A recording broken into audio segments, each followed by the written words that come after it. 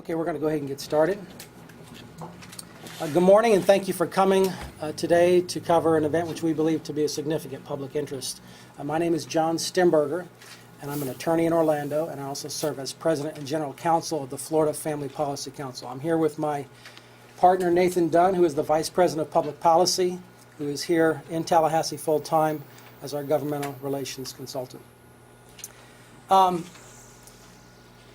Since the passage of Amendment 2, the Florida Marriage Protection Amendment, we've asked ourselves, what do we need to do next as a movement?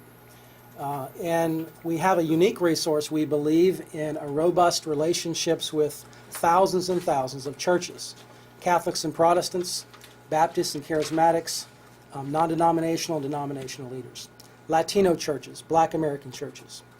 And so we've asked ourselves, what can we do to further the cause of children and families in the state of Florida? Since the 1960s, there has been a war against tradition and a war against marriage.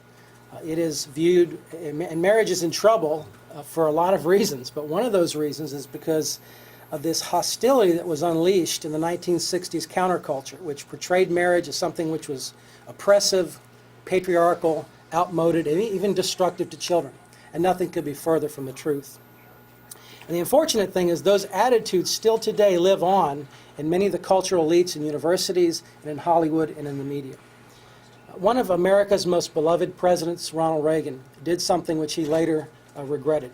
As then governor of California in 1969, he would enact the very first no-fault divorce law into existence.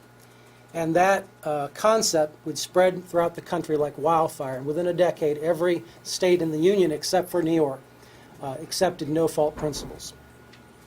And the report now that we know this many years later is this.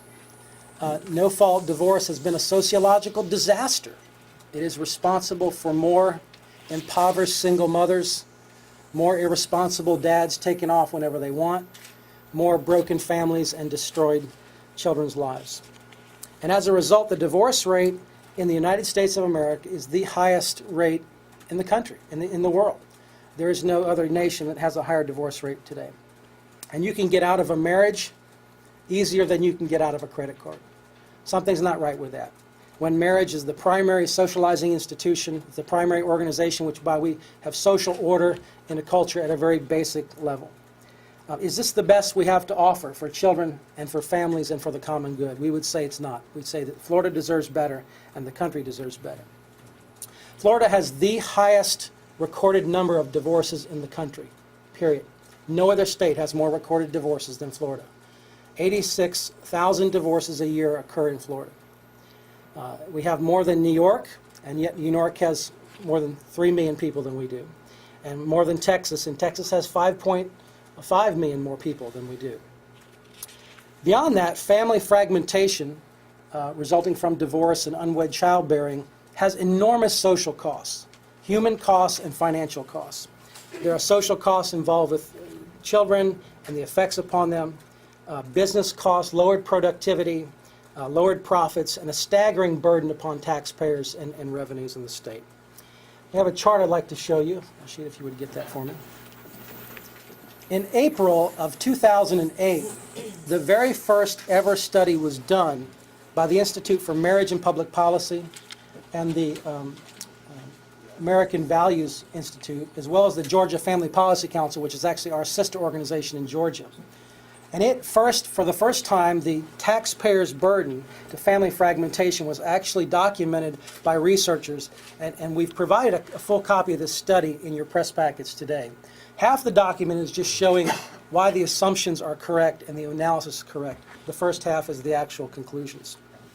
But as you can see, here in Florida alone, annually, almost $2 billion are spent as a result of fragmented families and unstable marriages.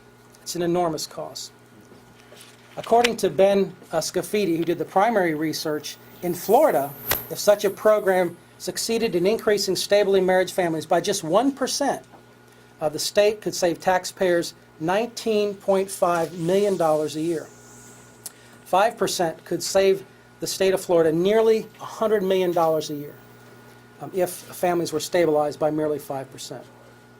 The solution we believe, is a bold idea and a campaign which we're launching today called Strong Marriages Florida. The goal of the campaign, if you turn that around, the goal of the campaign is basically fivefold.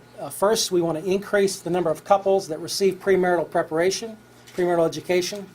Number two, we want to see existing marriages strengthened and to restore crisis marriages. Number three, we'd like to reduce the divorce rate in Florida by 10%. That's a very bold goal, and one that is may or may not be in reach, but it's one we want to try for. Number four, we'd like to save the taxpayers of Florida the cost of family fragmentation by well over $100 million annually by seeing a 5% increase in stable families. And then finally, we would like to create widespread community awareness and a positive culture of marriage which celebrates and respects the institution of marriage for the benefit of children, families, and for the common good of society.